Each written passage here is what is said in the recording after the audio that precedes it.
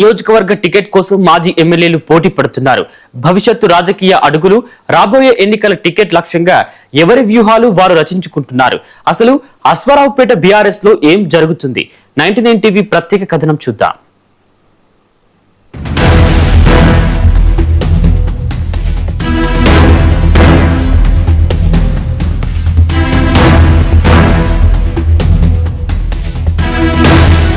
భద్రాద్రి కొత్తగూడెం జిల్లా అశ్వారావుపేట బీఆర్ఎస్ లో వర్గపోరు కొనసాగుతోంది.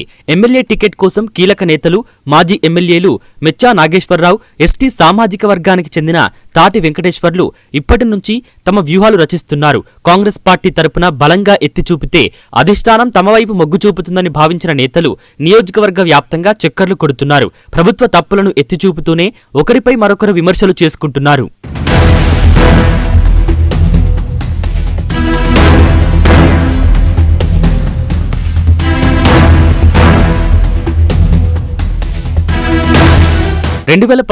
వైసీపీ నుంచి విజయం సాధించిన తాటి వెంకటేశ్వర్లు ఆ తర్వాత ఆ పార్టీకి చెప్పి బీఆర్ఎస్ లో చేరారు. 2018 ఎన్నికలలో పోటీ చేశారు. ఈ ఎన్నికల్లో టీడీపీ నుంచి పోటీ చేసిన మెచ్చా నాగేశ్వరరావు, తాటి వెంకటేశ్వర్లు చేతిలో ఓడిపోయారు. 2023లో మెచ్చా నాగేశ్వరరావు బీఆర్ఎస్ లో చేరడంతో ఇద్దరి మధ్య పోటీ ఏర్పడింది. ప్రస్తుతం పార్టీ ఇన్ఛార్జ్ హోదాలో ఉన్న మెచ్చా పట్టు నిలుపుకునే ప్రయత్నం చేస్తుండగా నియోజకవర్గంలో తన బలం నిరూపించుకునేందుకు తాటి వెంకటేశ్వర్లు ప్రయత్నాలు చేస్తున్నారు. అధిష్టానం ఎవరి వైపు మొగ్గు చూపుతుందో తెలియాల్సి ఉంది.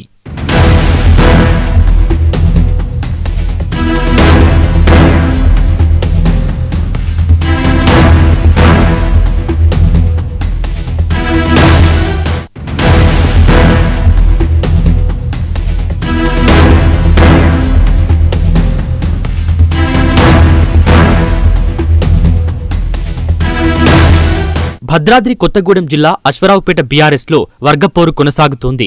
ఎమ్మెల్యే టికెట్ కోసం కీలక నేతలు, మాజీ ఎమ్మెల్యేలు మెచ్చా నాగేశ్వరరావు, ఎస్టీ సామాజిక వర్గానికి చెందిన తాటి వెంకటేశ్వర్లు ఇప్పటి నుంచి తమ వ్యూహాలు రచిస్తున్నారు. కాంగ్రెస్ పార్టీ తరపున బలంగా ఎత్తి చూపితే అధిష్టానం తమ వైపు మొగ్గు చూపుతుందని భావించిన నేతలు నియోజకవర్గ వ్యాప్తంగా చక్కర్లు కొడుతున్నారు. ప్రభుత్వ తప్పులను ఎత్తి చూపుతూనే ఒకరిపై మరొకరు విమర్శలు చేసుకుంటున్నారు.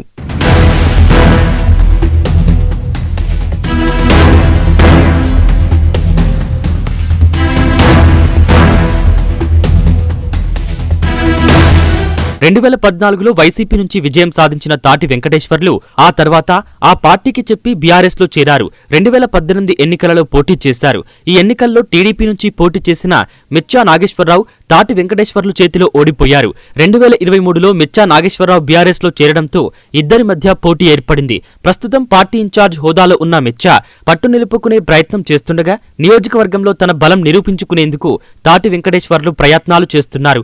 అధిష్టానం ఎవరి వైపు మొగ్గు చూపుతుందో తెలియాల్సి ఉంది.